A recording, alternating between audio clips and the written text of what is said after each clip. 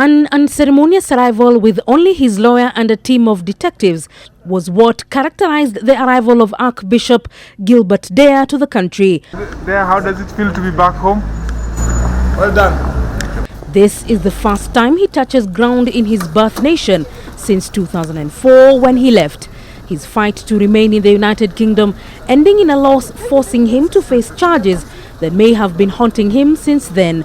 In 2010, London Member of Parliament David Lammy wrote to the Home Office seeking the preacher's extradition to Kenya.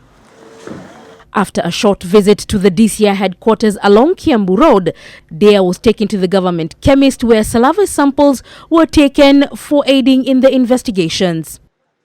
Hours later, he arrived at the Magistrates Court number 1 at the Milimani Courts, his face not betraying his feelings at the moment.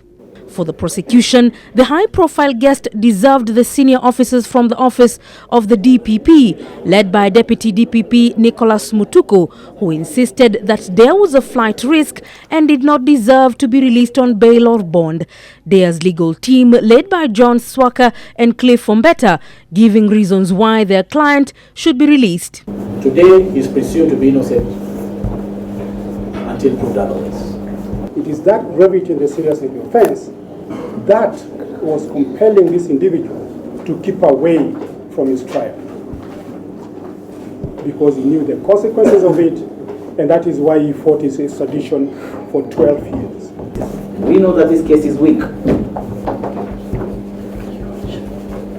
The prosecution would want to tell you that this is a strong case.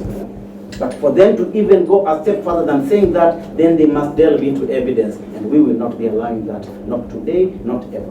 According to his lawyer, Deya's passport and identification card were taken by the British authorities in 2007. But when it was time for him to be brought back into the country, those papers could not be found.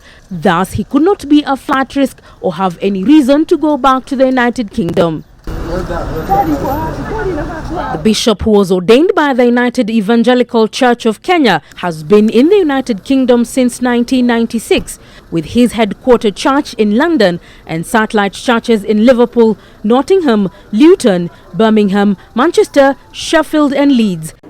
If we had remanded about 4 a number of personal bishops who are in this country, Your Honor, was so difficult to come and submit himself to the Kenyan authorities and ask, what is this I'm hearing about? What are these allegations I'm hearing about? He is having handcuffs. A man of God.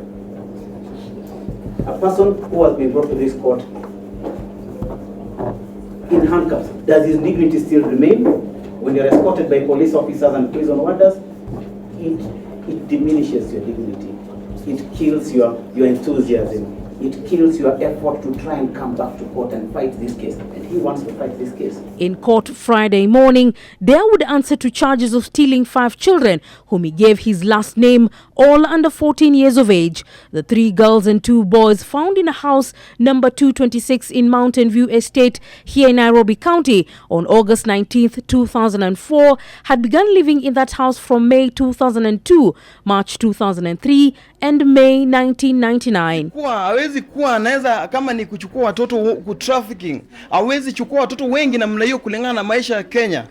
His wife, Mary Deya, served a jail sentence for child theft in 2011. In her testimony, she claimed that she had given birth in a taxi hours before police arrested her in the hospital nursery with the baby. Ever since 2007, he has been reporting to the Darford police station in London between 3 and 6 p.m. Release of the accused person on bond on 10th of August. In the meanwhile, the accused person will be remanded in custody. For 12 years, Gilbert Deya has been fighting against extradition back to the country of his birth. And now that he has lost that battle and has been brought back home, his next battle begins on August the 10th, when he shall find out if he will fight for his freedom again from behind bars or as a free man on bond. Leila Mohammed, NTV, Nairobi.